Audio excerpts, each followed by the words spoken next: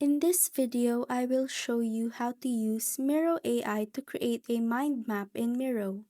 First, log into your Miro account.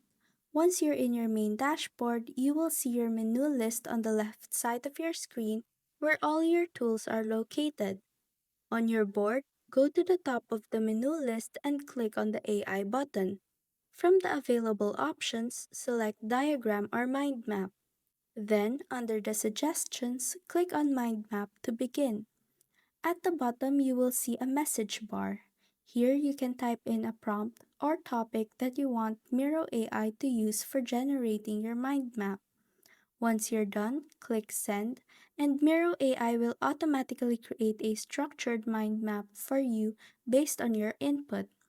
It's a quick and smart way to brainstorm ideas or organize concepts visually. And that's how to use Miro AI to create a mind map in Miro.